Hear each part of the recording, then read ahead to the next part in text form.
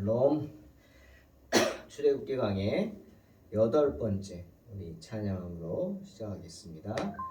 눈을 들어 주를 보라.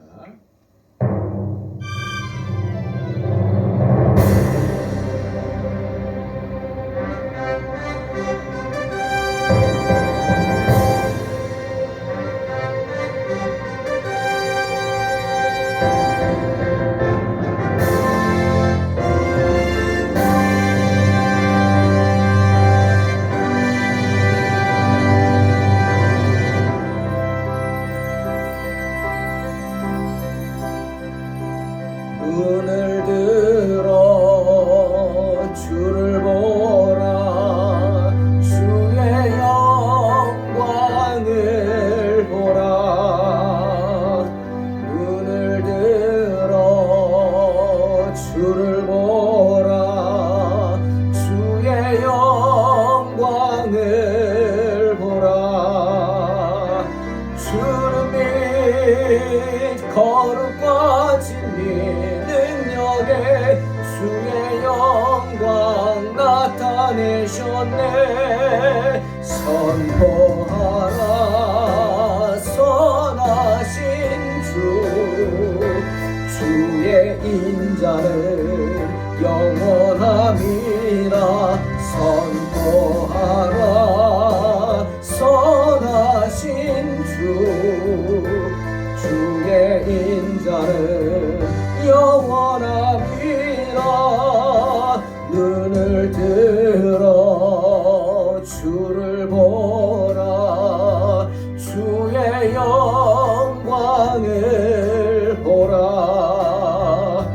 눈을 들어 주를 보라. 주의 영광을 보라. 주는 및 거룩과 진리 능력에 주의 영광 나타나셨네. 선포하라 선하신 주. 주의 인자는 영원함이라. 선포하라 선하신 주. 주의 인자는 영원함이라. 선포하라 선하신 주. 주의 인자는 영원함이라. 선포하라 선하신 주. 주의 인자는 영원함이라. 선포하라 선하신 주. 주의 인자는 영원함이라. 선포하라 선하신 주. 주의 인자는 영원함이라.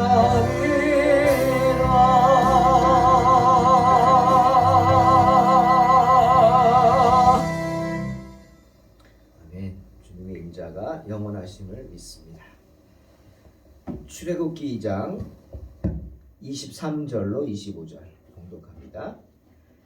여러 해 후에 애굽 왕은 죽었고 이스라엘 자손은 고된 노동으로 말미암아 탄식하며 부르짖으니 그 고된 노동으로 말미암아 부르짖는 소리가 하나님께 상달된지라.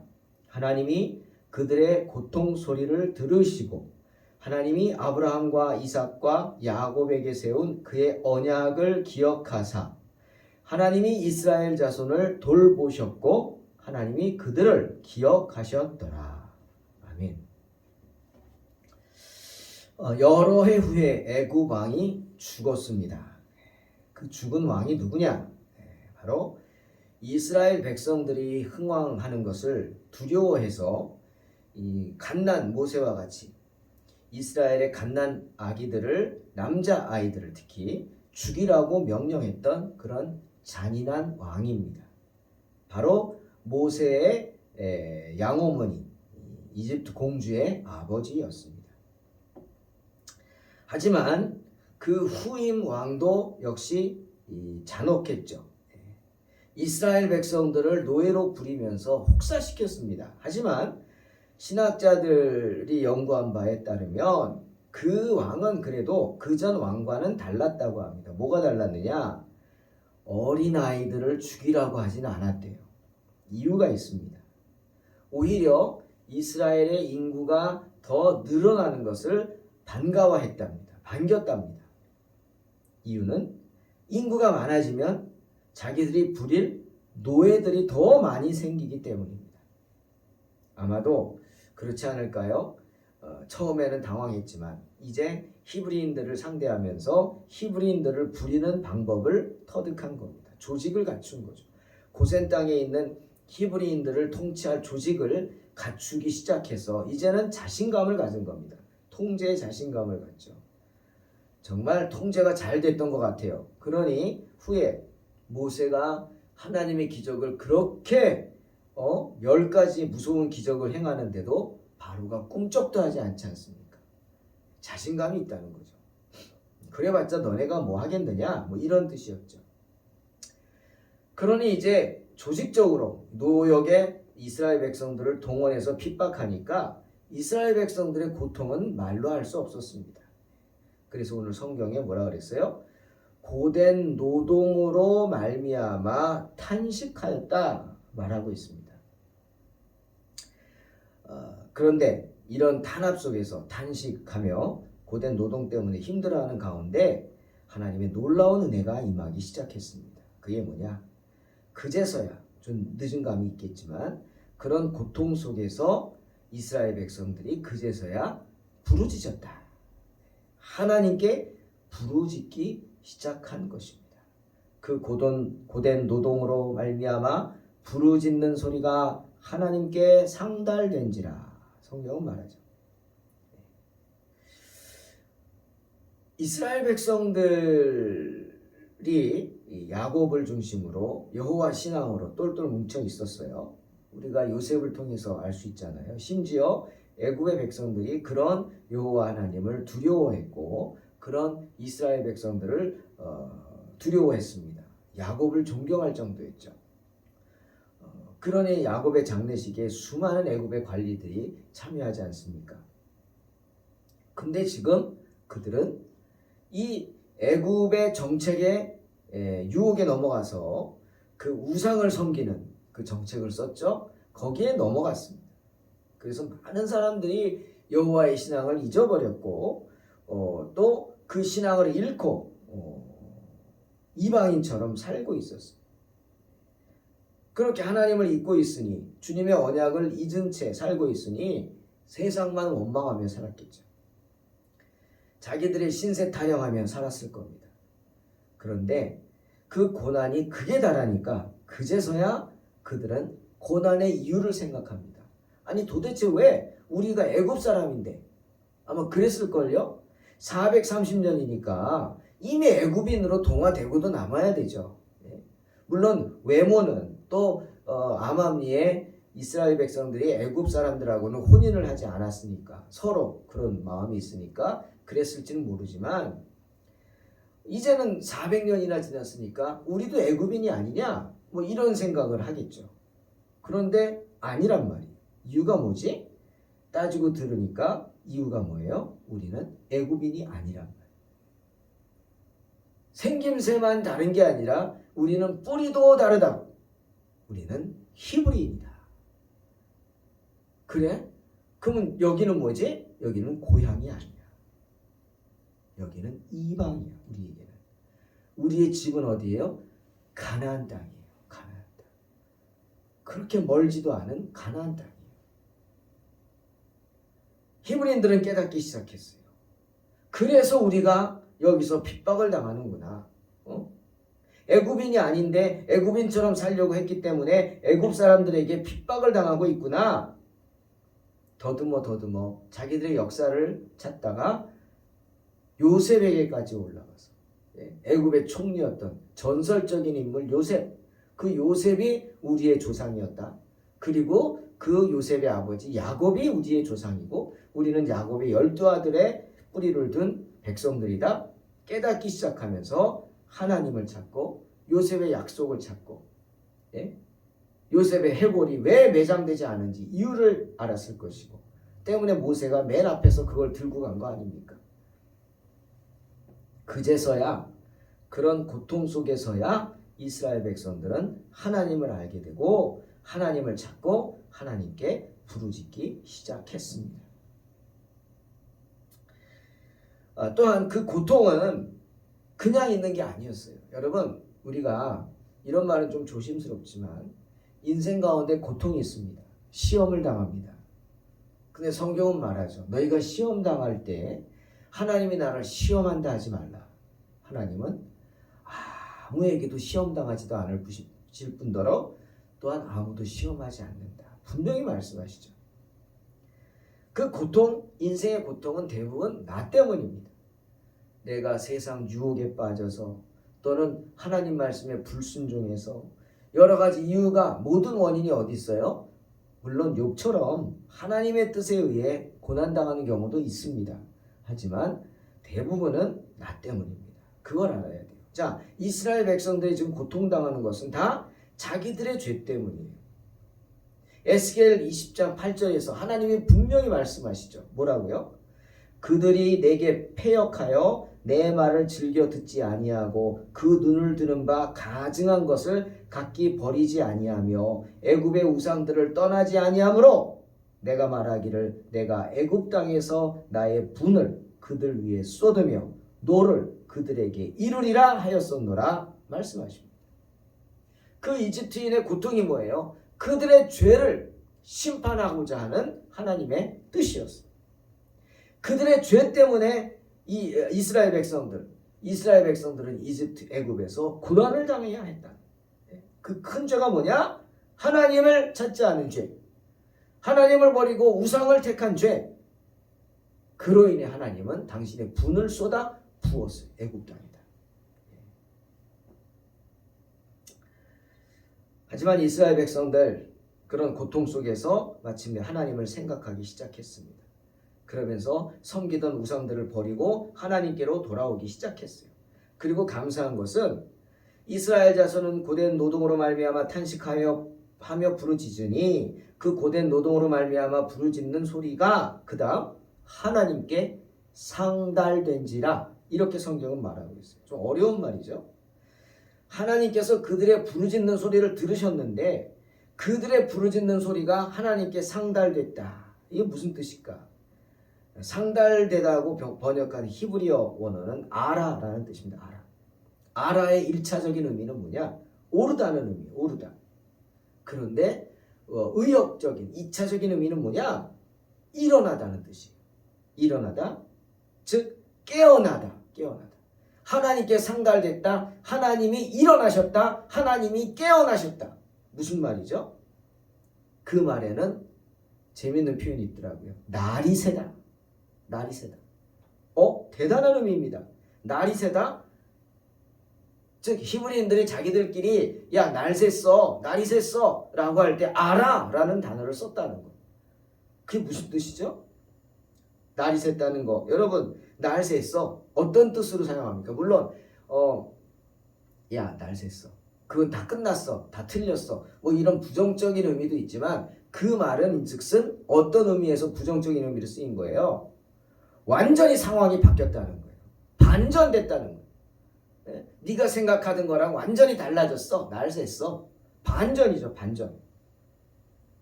즉 어둠이 물러갔다. 새날이 왔다. 이 뜻이죠.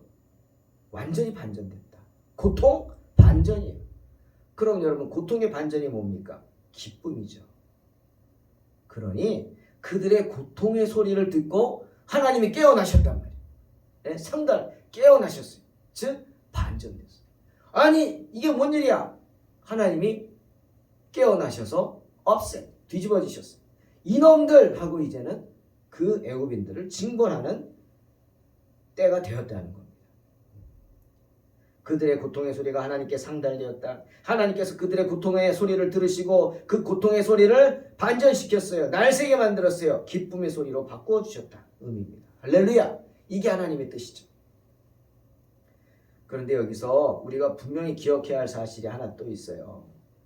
이스라엘 백성들이 이렇게 회개한 거, 돌이킨 건 저절로 된 게 아니라는 겁니다.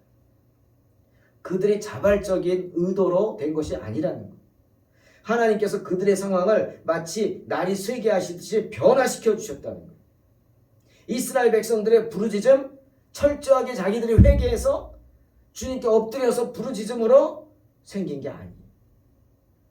그렇게 죄를 짓고 우상을 섬기고 헤매고 원망하고 불평하고 그런 상황에 있는 백성들, 그럼에도 불구하고 하나님이 그들의 고통을 불쌍히 여기셔서 괴로워하는 그들의 모습을 긍휼히 여기셔서 그들이 돌이키게 하십니다. 하나님을 바라볼 수 있도록 하셨어요.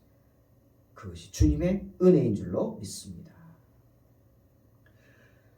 부르짖고 고난 가운데 원망만 하다가 낙심하고 절망케 되는 것이 아니라 다시금 힘을 내서 하나님을 바라보고 부르짖을 수 있게 하셨어요. 이것이 하나님의 은혜입니다. 사랑하는 성도 여러분, 고난 가운데 있습니까? 고통 가운데 있습니까? 그래도 여러분 속에 작은아마나 정말 엘리야가 갈멜산에서 머리를 무릎에 파묻고 막 기도할 때 사환이 저기서 손바닥만한 구름이 옵니다. 그런 손바닥, 정말 점 하나 찍은 것 같은 구름 모습, 그게 보인다 할지라도 그 작은아마나 주님을 바라볼 수 있는 믿음이 내 안에서 샘솟는다면, 싹 튼다면 하나님이 저와 여러분을 사랑하시는 줄로 믿습니다. 그것이 사인이에요. 이제 날 샌 거예요. 예? 날 샜어. 애굽인들 날 샜어. 이제 이스라엘 백성들 이제는 고통이 변해서 기쁨으로 될 줄로 믿습니다. 우리가 낙심하지만 않는다면 우리는 주님께 부르짖을 수 있습니다. 할렐루야. 그것이 주님이 우리에게 주시는 은혜입니다. 때문에 민수기 20장 16절에서 그때 그 상황을 이스라엘 백성들은 이렇게 말하고 있어요. 우리가 여호와께 부르짖었더니 우리 소리를 들으시고 천사를 보내사 우리를 애굽에서 인도하여 내셨나이다. 아멘. 천사를 보내신다. 우리가 힘들어 낙심하고 절망해서 도저히 일어날 수도 없을 때 우리 주님은 우리에게 천사를 보내셔서 우리를 안아 일으켜 주시고 업어 주시고 세워 주시고 함께 손잡고 뛰게 하실 줄로 믿습니다. 아멘. 또 우리는 오늘 본문에서 이스라엘 백성들, 즉 당신의 백성들을 돌보시는 하나님의 구체적인 모습을 살펴볼 수 있습니다. 원어를 보면 세 가지 모습인데 오늘 세 번역은 그것을 풀어서 네 가지 모습으로 했어요. 첫째는 하나님은 우리의 고통의 소리를 들으십니다. 그리고 두 번째는 우리와의 약속을 기억하십니다. 그리고 개정개혁에서는 연약한 우리를 권념하십니다. 세 가지죠. 근데 세 번역에서는 이 권념을 둘로 풀었어요. 우리를 돌보시고 우리를 기억하신다. 이렇게 번역을 했어요. 약속만 기억하는 게 아니라 우리 또한 기억한다. 그렇게 번역을 했습니다. 자, 우리 한번 구체적으로 봅니다. 하나님께서 우리의 고통의 소리를 들으신다. 이 들으신다 히브리 원어는 샤마입니다. 이 뜻은요, 우리가 지나갈 때 길거리에 자동차가 빵빵 경적 소리 납니다. 그건 아무 의미도 없는 거예요. 물론 경고하는 의미지만 내가 차도로 가고 있지 않고 인도로 가고 있다면 전혀 나랑 상관없는 의미입니다. 그런 소리들은 그냥 스쳐 지나가죠. 아니 심지어 어느 집을 지나가는데 창가에 개가 막 짖고 있어요. 그거 아무 의미 없는 개 짖는 소리, 아무 의미 없는 겁니다. 그런데 이 샤마는 그런 소리가 아니에요. 그렇게 아무 의미 없이 들려지는 소리, 또 하나님이 그렇게 들으시는 것도 아니에요. 그런 소리도 우리가 주의 깊게 듣습니까? 빵빵, 이 빵 소리는 무슨 차지? 뭐 이러지 않죠. 이 개소리는 뭐지? 무슨 개지? 라고 하지 않습니다. 그냥 그나 보다. 그런가 보다. 넘어가죠. 근데 샤마는 그런 뜻이 아닙니다. 아주 주의 깊게 경청하십니다. 애들이 어렸을 때 자는데 밤에 잘 때 누가 엥 하고 옵니다. 그러면 그냥 누가 옆집 애가 오나 보다. 부모는 그렇게 생각하지 않죠. 그 울음을 듣고 누구네? 당장 압니다. 철이네. 유이네. 찬이네. 금방 할 수 있어요. 울음소리만 들으면. 그게 아버지의 마음이죠. 그렇게 샤마 들으신다. 그러니까 이스라엘 백성들이 부르짖을 때 한꺼번에 부르짖는구나. 누가 이스라엘 백성들 힘들구나. 그게 아니라 너 구체적으로 승원이 너 아프구나. 은준아 아프구나. 찬이 너 아프구나. 구체적으로 개개인에게 응답하시고 그 음성을 들으신다는 겁니다. 할렐루야. 하나님은 그런 분이세요.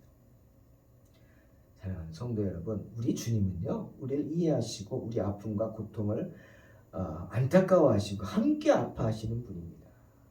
때문에 히브리 2장 9절에서 뭐라 그랬어요? 하나님은 어떻게?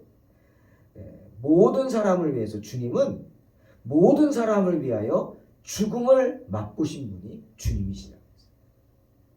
아니 누가 아무리 누굴 사랑한다고 대신 죽어줍니까? 근데 우리 주님이 그런 분이라는 거예요. 주님은 그렇게 우리를 위해서 죽음을 맛보신 분입니다. 그러니 우리 고난을 다 알지 않겠습니까?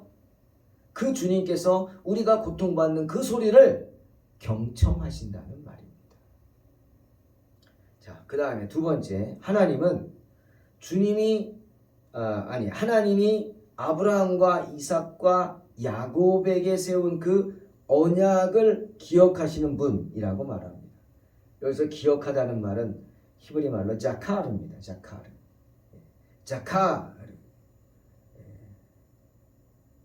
이 기억하다는 말은 의미가 표하다는 뜻입니다. 표하다. 왜 우리가 이렇게 표시하잖아요. 왜 소들도 방목할 때 내 소라는 걸 알리려고 엉덩이에다 칙 하고 낙인을 찍지 않습니까? 이니셜 딱 찍죠. 왜 내 거라 이거죠. 왜? 기억하기 위해서. 마찬가지입니다. 하나님은 우리에게 다 인을 찍으셨어요. 그렇죠? 당신의 백성의 이마에다 인을 찍으시죠. 이마에다 인을 찍으십니다. 백성이라고 기억하는 겁니다. 표를 하시고 마음에 품는다. 그러니 하나님은 우리와 하신 약속을 절대로 잊지 않고 당신의 마음 한쪽에 표를 하시는 그런 분이십니다. 마음을 품으신다는 것. 주님이 마음에 품으면 어떡하시요? 우리도 마음에 품은 일을 하지 않습니까? 저도 이렇게 간증이지만 보면 내가 마음에 품는 것은 하나님이 다 이루어 주십니다. 때문에 항상 소망 중에 살아갑니다. 지금 우리가 좀 빈약한 가운데 있죠. 성전도 빈약하고. 하지만 제가 오래전부터 마음에 품고 기도하고 있고 하나님이 그것을 이루어 줄 줄로 믿습니다. 기다리는 거예요. 하나님의 때. 그리고 내가 하지 않고 하나님이 하시도록, 하나님의 백성들이 하시도록 기다릴 뿐입니다. 그렇다고 기도 안 하는 건 아니죠. 마음에 품고 있습니다. 하물며 사람이 그런데 하나님은 어떠시겠어요? 하나님 마음에 품은 것, 시간이 필요하겠지만 이루어 주실 줄로 믿습니다. 그 다음에 세 번째로 이스라엘 자손을 권념하셨다 이렇게 말하고 있습니다. 오늘 이 권념이란 말 정말 어려운 말이긴 해요. 권념했다. 기억하고 굉장히 신경을 많이 쓴다. 뭐 이런 뜻으로 우리가 쓰죠. 근데 이게 무슨 뜻일까 한번 히브리 원어를 살펴봅니다. 우리 세번역에서는 이 권념을 돌보고 기억하는 게 원 뜻이에요. 권념이란 국어사전에 보면 이것을 그렇게 흩어놨습니다. 이렇게 우리의 형편과 상황을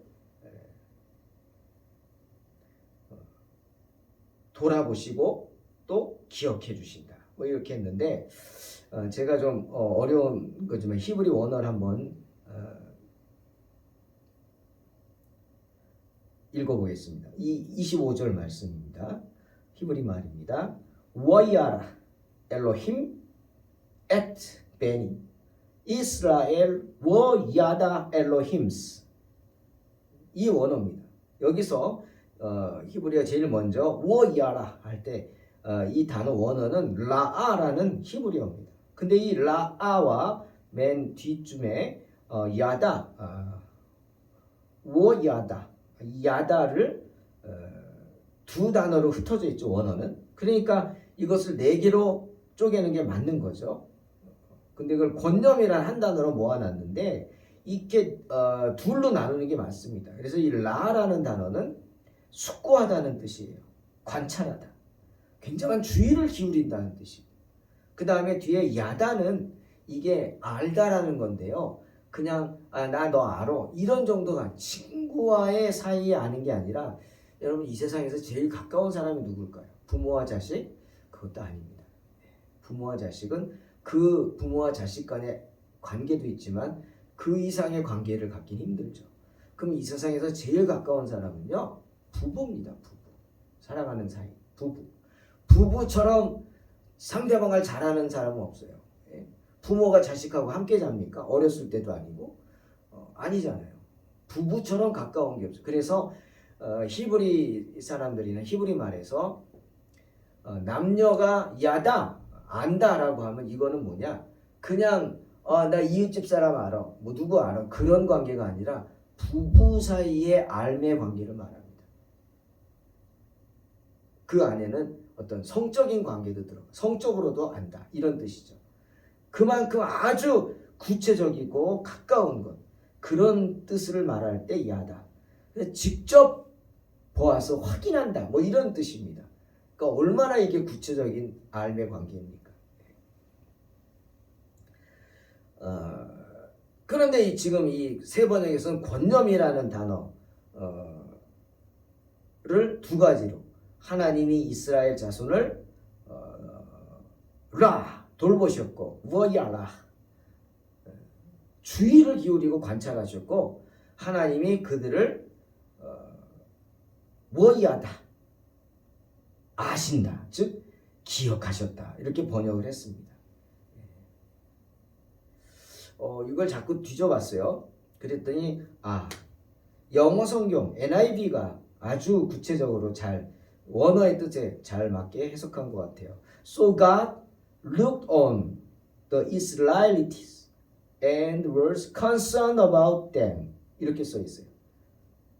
여기서 looked on 이 말은 영어에서 be looked down on 이것을 의미하죠. be looked down on 이 말은 괄시한다는 거예요. 괄시. 즉 하나님이 애굽인들이 이스라엘 백성들을 be looked down on 괄시하는 것 보았다는 것. 와닿으시죠? 애굽인들이 막 이스라엘 백성들을 핍박하는 것 be looked down on 괄시하고 핍박하는 걸 보셨단 말이에요. 그리고 여기서 기억하다고 해석한 건 concern about 이것은 영어 수거죠. 보통 이 단어는 근심하다는 뜻이에요. 모모에 대해서 concern about him. 그를 근심했다. concern about 그것에 대해서 근심하는. 여러분 하나님이 무엇에 대해서 근심하겠어요? 이스라엘 백성들을 보고 근심하는 거. 왜? 그렇게 애굽인들에게 괄시를 당하고 멸시를 당하고 학대를 당하고 고통받는 그들을 보고 그들이 혹시라도 낙심할까봐 혹시라도 절망할까봐 그들을 보시고 근심하셨다. 왜죠? 24절 말씀처럼 하나님이 그들의 고통 소리를 들으셨기 때문입니다. 그리고 또 하나는 하나님이 그의 조상 아브라함과 이삭과 야곱에게 세운 그의 언약을 기억하셨기 때문입니다. 사랑하는 성도 여러분, 우리 하나님은 이처럼 언제나 우리에게 호의적인 분이심을 좋으신 하나님 언제나 내게 좋은 분 찬양하리 영원히 좋으신 분 우리 찬양하죠. 좋으신 하나님, 좋으신 하나님, 언제나 내게 좋은 분. 좋죠? 그런 분임을 잊지 마셔야 해요. 언제나 하나님 우리에게 좋으신 하나님, 우리를 잊지 않으시고 당신의 자녀들의 일거수일투족을 다 지켜보고 계시면서 언제나 우리를 어떻게 권념하시는 분. concern about, 우리를 염려하시고 걱정하시고 언제나 우리를 돌보아 주시는 분. 그런 분이심을 잊지 마시고 어떤 상황에서도 믿음으로 승리하시기를 주의 이름으로 축원합니다. 기도하겠습니다. 하나님 감사합니다. 오늘도 주님의 은혜 가운데 또 출애굽기 강의 함께 말씀을 나눴습니다. 아버지, 우리는 부족하지만 주님은 강하십니다. 언제나 우리를 붙잡아 주시고 주님의 은혜를 떠나지 않도록 지켜주시고 하나님은 우리와 영원히 함께 하시면서 우리를 권념하시는 좋으신 하나님임을 잊지 않게 하여 주시옵소서. 예수님의 이름으로 기도하옵나이다.